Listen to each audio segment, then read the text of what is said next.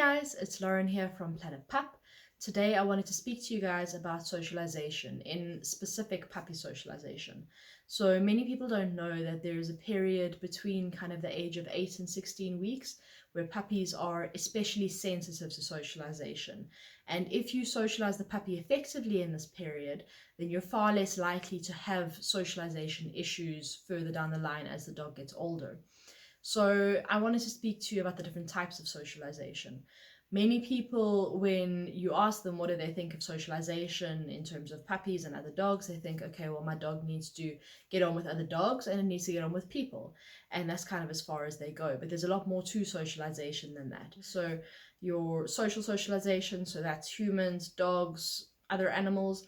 Then you've got your taste socialization, you've got your scent socialization, your texture socialization, and your sound socialization. So you do get your human socialization, so introduce your puppy to a lot of different people, but try kind of start small, so introduce them to one person here, one person there. Try not to overwhelm the puppy.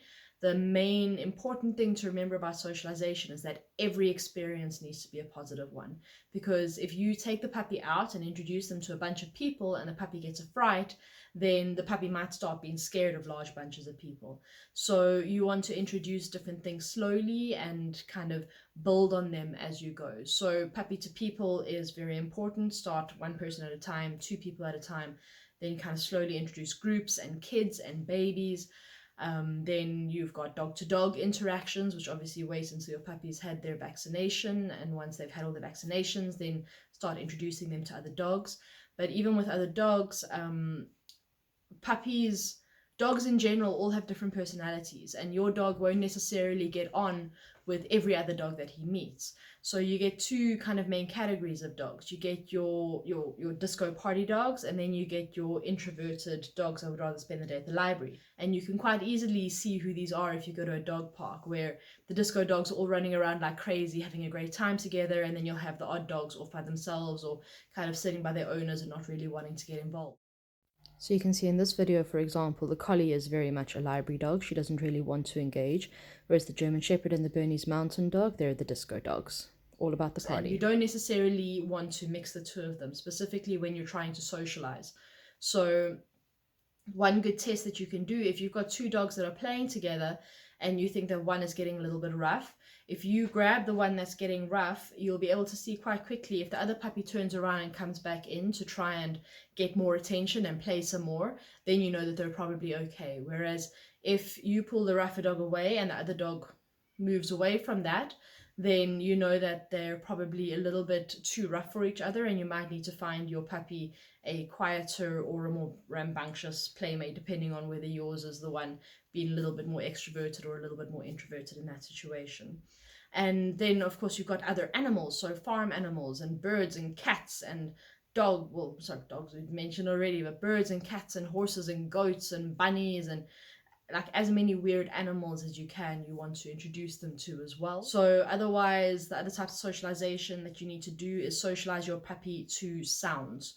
So play thunder on your phone, or if you've got thunder in your general day-to-day, then that's great, but make it a good experience for your puppy. So bring out tasty treats when that happens, or start thunder on your phone low and then build it up louder and louder and louder.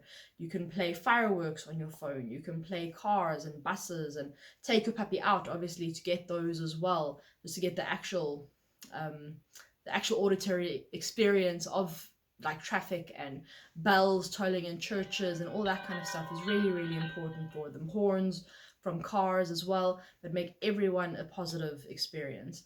You can also, like for example, take a wooden spoon and a pot and bang a little bit, so bang softer and then bang louder and louder and louder as the puppy gets used to it. But every time, start small, reward the puppy, make it a good experience, increase. Plastic bags flapping up and down.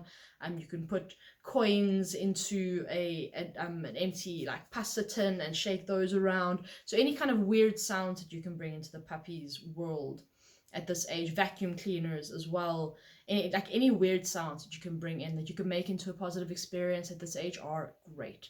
The next thing you need to socialize your puppy to are textures.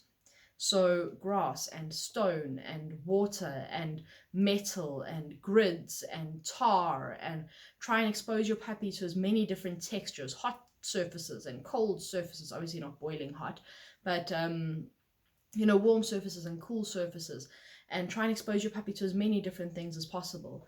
I was working with a poodle German Shepherd cross, and I had her out in the city to socialize her, and we went through a tunnel where there was this metal sheeting with little ridges in it, and she was just completely blown away. She was like, what on earth is this stuff?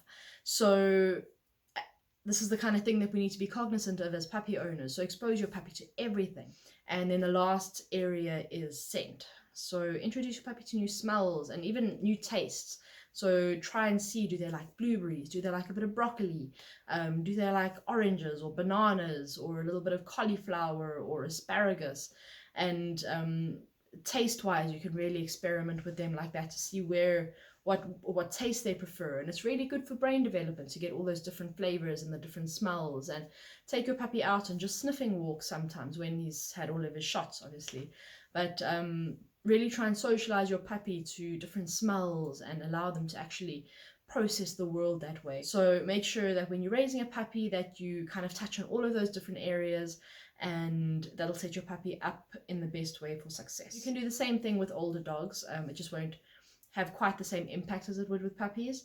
But if your puppy is struggling with anything, then kind of start off at more of a distance, or start off at a softer sound, or start with the socialization target in a reduced manner, and then slowly build it up to make sure that they have a positive experience. And that counts for puppies or older dogs.